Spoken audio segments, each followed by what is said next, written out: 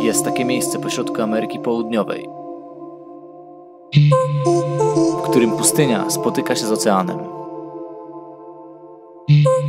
Woda jest płaska i wieje praktycznie przez cały rok. A pływając spotykasz foki i flamingi. To miejsce to Paracas w Peru.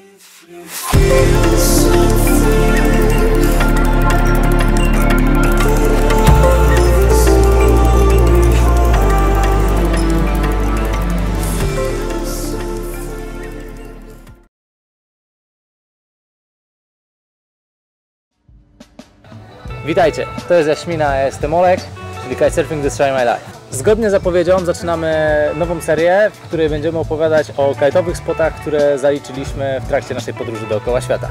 W tym odcinku zabierzemy Was do Paracas w Peru, gdzie spędziliśmy ostatnie 3 miesiące.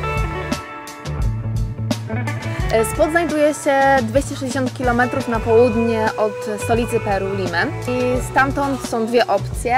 Albo wynająć taksówkę prywatną, jest to opcja droższa, bardziej wygodna i kosztuje około $100, bądź też opcja budżetowa to wzięcie autobusu, który kosztuje $10.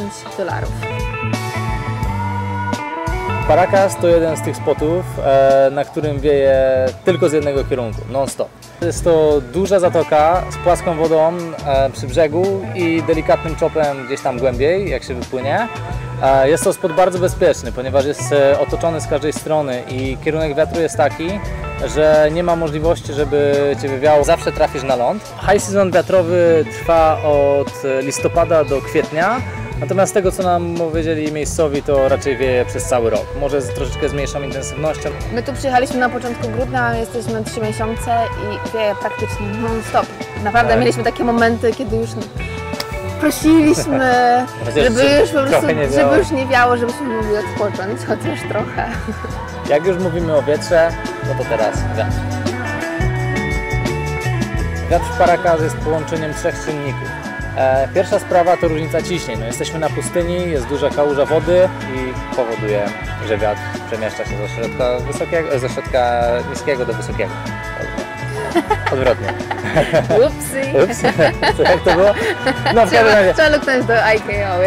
Tak. No w każdym razie z wysokiego do niskiego, tak to wygląda. Dobra, druga sprawa to Venturi. Cały spot otoczony jest górami, także no, powoduje to efekt tuby. Trzecia sprawa to po prostu wiatr, który wieje wzdłuż całego Wybrzeża Ameryki Południowej. No i te 3 efekty połączone w całość dają to, że wieje praktycznie 365 dni w roku. Jakie tutaj kajty przywieźć? My polecamy przywieźć cały swój quiver, jak zawsze. Jedyne co, to nie brałbym jakichś rozmiarów pod tytułem 15-17, bo to totalnie nie ma sensu. No to nigdzie nie ma sensu. No. My tutaj mamy 8, 9, która jest jak 10 i 12 i używaliśmy wszystkich tych kajtów, powiedziałabym, porówno. Każdego kajta używaliśmy i wygląda to przeważnie tak, że wiatr odpala koło południa, czasami trochę wcześniej, czasami trochę później. No i tak zaczyna wzrastać w ciągu dnia, więc na początku na przykład dobrze mieć 12, zrobić sobie sesyjkę na przykład freestyle, po czym koło 2, 3 zaczyna być trochę nierówno, ale też się wzmacnia. No i w tym momencie rozwiewa się... Na lupy. Tak, na lupy, ale rozwiewa się tak 20 do 30 węzłów, zależy, nie? 30 jest rzadziej, około 25, nie? No i to jest dobry czas, żeby poćwiczyć sobie właśnie big air z mniejszym kajtem. Jaśmina wtedy śmiga na 8 albo na 9. Ty śmigasz na 8. A ja później też od niej biorę, jak już jest za mocno. Tak. I pod wieczór z kolei, w czasie tak zwanego golden hour, znowu trochę spada. Najczęściej jest tak, że woda się robi bardzo, bardzo płaska. Kolory są tutaj piękne w czasie zachodu słońca. Tak, romantycznie. Więc, tak, ale naprawdę to ile razy ja płynęłam w lewo, czyli w stronę głębokiej wody, że tak powiem, po prostu się patrzyłam na ten piękny widok, te góry, to zachodzące słońce, te ptaki latające, bo tu jest bardzo dużo ptaków też. To jest w ogóle rezerwat naturalny i jest masa ptaków. Tak, flamingi latające, mewy, jak się nazywają, to jest takim tym... Pelikany. Tak, właśnie. No po prostu jest naprawdę pięknie. No i pod wieczór też często wiatr się bardzo stabilizuje. Jest to najlepsza też pora, żeby wyjść na freestyle i poćwiczyć troszeczkę. Dlatego my się zawsze kłócimy, kto dzisiaj ma sunset session. Po prostu codziennie jak przychodzimy na spot, to ja dzisiaj idę na sunset. Nie, dzisiaj jest moja kolej. Dokładnie. Unikalną rzeczą w Paracas jest to, że do miejscowości przylega gigantyczny park narodowy, który jest po prostu pustynią. Zero budynków, zero elektryczności, zasięgu, ale gigantyczny wybór spotów kajtowych. Od fal, przez laguny, wiatr onshore, offshore, sideshore. Płaska woda, fajne Tak. falki do wybicia i między nimi też płasko. Jest tego bardzo, bardzo dużo i wszystko jest w odległości maks 45 minut autem, więc bardzo polecamy wynająć sobie tutaj furę, koniecznie 4x4 i po prostu uskuteczniać wycieczki na różne Eksplorować. spoty. Tak. W sumie można wziąć furę i jechać, nie wiem, 5 godzin w głąb rezerwatu i odkrywać kolejne spoty.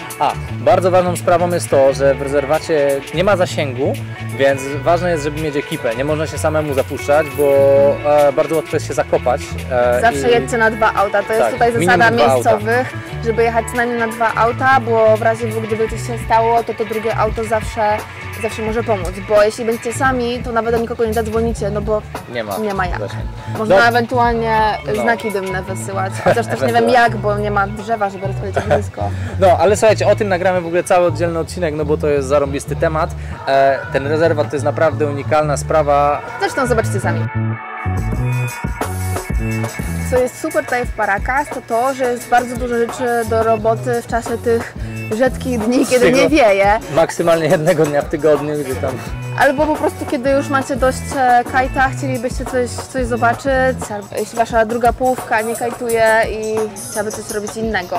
Można się wybrać na wycieczkę łódką na pobliskie Islas Ballestas, gdzie można podziwiać foki, lwy morskie i pingwiny. Jest to niesamowicie ekscytująca wycieczka. Kolejną rzeczą można się właśnie wybrać do tego rezerwatu na offroad buggisami, który jest turbo przeżyciem. No, bo generalnie wtedy można zapierdzielać po takich gigantycznych dunesach, gdzie są konkretne spadki. No mówię, na tych rollercoasterze ja się tak darłam. Tak. Ja usiadłam z przodu, nie wiedziałam, że to będzie taki hardcore. Te pojazdy w ogóle są takie posklejane z jakiejś ciężarówki, kombajnu, w ogóle Jak w Mad motoru, Maxie. jak w Mad Maxie. No jest to naprawdę duży fan, nie? Do tego w ogóle na tych wydmach można zaliczyć sandboarding, co jest dosyć ciekawą rzeczą. Ciekawym doświadczeniem. Fajne, żeby zaliczyć na pewno. Można się w ogóle też wybrać na kemping do rezerwatu, czyli po prostu wziąć ze sobą cały Majdan, namioty i spędzić noc lub dwie na totalnym odcięciu od świata, co jest mega fajną sprawą. Robiliśmy to wiele razy i jest to jedna z lepszych rzeczy, jakie zrobiliśmy na tym wyjeździe, nie? Tak, spędzanie Sylwestra pośrodku niczego było Odcięci naprawdę totalnie. turbo doświadczeniem, było fajnie. W niedalekiej odległości jest Nazca, czyli te znaki wyrysowane na pustyni, zrobione przez kosmitów, które warto podobno zobaczyć z perspektywy lotu ptaka, czyli po prostu lecąc samolotem nad nimi. Można też tutaj uskutecznić paragliding. Można udać się też do Huacachina, to jest oaza. Oaza, wiecie o co chodzi, no nagle pustynia i nagle palmy, jeziorko i w ogóle.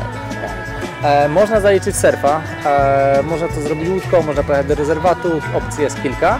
No i jeszcze jedna ciekawa sprawa, pobliska miejscowość Pisco.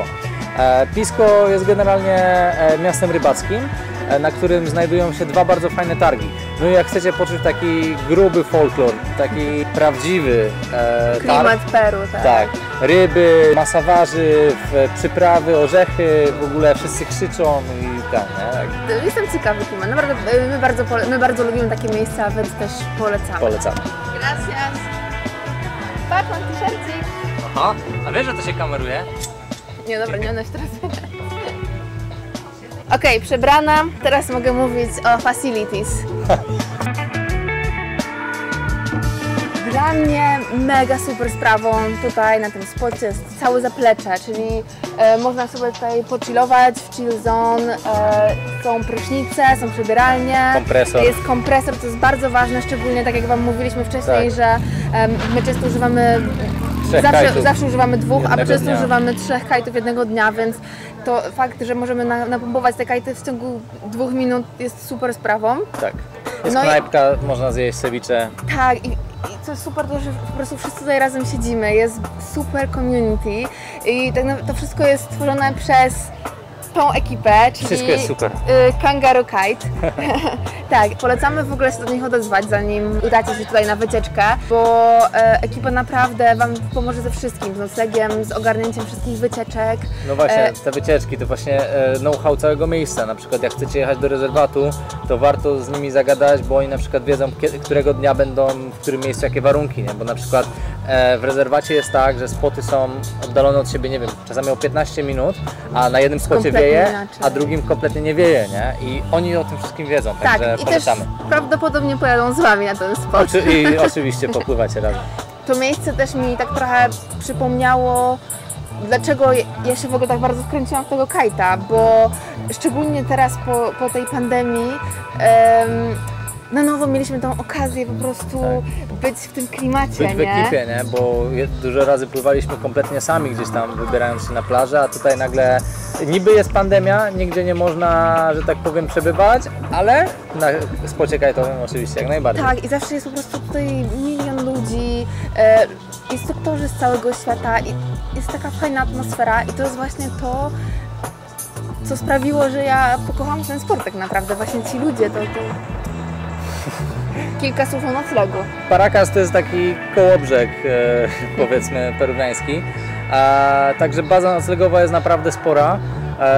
Znajdziecie wszystko, od Hiltona po przyczepy na spocie. Takim przykładem dobrym byłoby Bamboo Paracas. To jest ten spot tutaj, to jest miejsce tutaj Tak. jakieś 2 metry stąd, zaraz obok szkółki, więc dużym plusem tego miejsca jest właśnie to, że wystarczy, że wychylicie głowę przez okno i zobaczycie, czy wieje już, czy jeszcze nie. Dla osób, które chciałyby na przykład poznać trochę ludzi, jest bardzo fajny hostel Kokopeli.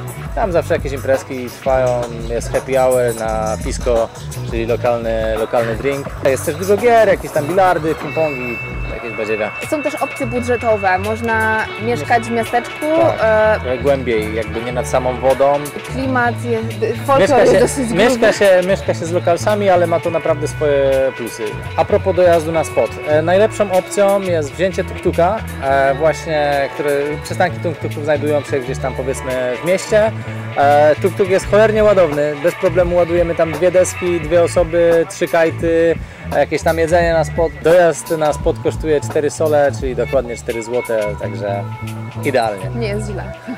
Tak, i do tego można po nich zadzwonić, oni przyjadą w ogóle to... Jak odbiorą. Tak, jak odbiorą, bo lubią sobie nie odebrać. Ameryka Południowa, tak. tranquilo. Później tylko wiadomo, wsiadasz, oni już wiedzą, gdzie mieszkasz, z tego samego, następnego dnia już jesteś ogarnięty, nie? Tak, one odbierają nas numer, telefon i Polonia! Polonia! Tak. Teraz protipy. Windguru tutaj kompletnie nie działa. Nie ma sensu sprawdzać Windguru, nie sugerujcie się w ogóle statystykami tam, nie sugerujcie się prognozą, która to pokazuje. Ja przez jakiś miesiąc, zanim tutaj przyjechaliśmy, prawie płakałam nad tymi prognozami i mówiłam Olkowi, gdzie my jedziemy, na środek pustyni, nie będzie wiało, co my tu będziemy robić. Natomiast okazało się, że prognoza pokazuje 8 węzłów, natomiast wieje co najmniej 10 węzłów więcej. Nie ma sensu się sugerować. Polecam przywieźć tutaj piankę, bo wprawdzie na zewnątrz jest bardzo ciepło, ale woda jest jednak zimna. Czasami są dni, że można iść bez pianki, ale to jest trochę tak jak na półwyspie, nie? Jeden dzień na jakiś tam, nie wiem, miesiąc albo coś. Pianka 3-2 zdecydowanie wystarczy. Kolejna sprawa to są meduzy. Zimą pojawiają się tutaj takie, całkiem spore, nie? Takie 2-metrowe, wielkie potwory. luje. Czasem jest ich naprawdę wysyp, nie? Ale my tu jesteśmy 3 miesiące i żadne z nas nie zostało poparzone. Ja czekam, aż zaliczę glebę i wpadnę ryjem po prostu w tą meduzę i zobaczymy, co się stanie. Dobra, co my tu mamy dalej z protipami? Uwaga, Paracas to znaczy wiatr i to bardzo mocny wiatr. Raz na jakiś czas, ale szczególnie latem, potrafi się tutaj rozwiać do 35-40 węzłów w trakcie, Latem, czyli w sensie latem europejskim, czyli latem. zimą tutejszą. Dokładnie. To jest tak, to przychodzi burza piaskowa z bardzo mocnym wiatrem, wszystko jest zasypane, podobno stąd, czyli jesteśmy może z 50 metrów od wody, podobno tej wody już nie widać, bo jest taki hardcore na tej wodzie, ale podobno chłopaki tutaj ładują, widzieliśmy parę filmów, także jak przywali 40, to... Kolejna sprawa, warto zrobić sobie freeride po tej lagunie, ponieważ, no wiadomo, tu jest główny spot, ale wieje praktycznie wszędzie, więc jak się popłynie mocno pod wiatr, można zaliczyć bardzo fajne spoty z płaską wodą, tak super płaską. Ale to taką, że po prostu się płynie i się nic nie słyszy, bo jest tak płaska woda. Słuchajcie, dziękujemy za uwagę, mam nadzieję, że podoba Wam się formuła tego odcinka. Dajcie nam znać, co myślicie. Dajcie znać, czy w ogóle spot się Wam podoba, bo My się zakochaliśmy. my się zakochaliśmy. Serio, w trakcie Wszystko tej jest podróży... super, pamiętajcie. W trakcie tej podróży jest to no, top of the top, jeśli chodzi o spoty, które udało nam się zaliczyć. Wpadajcie do Peru. Bardzo nam będzie miło, jeśli zaobserwujecie nas na Instagramie. Kitesurfing Destroy My Life pozwala nam się rozwijać, zwiększać zasięgi. A Wy dostajecie nasze know-how na temat warunków na spotach dookoła świata. Dobra, Oluś, trochę pogadł, ale tam się rozwiewa, więc musimy lecieć. No dobra, Pa! nie ma co.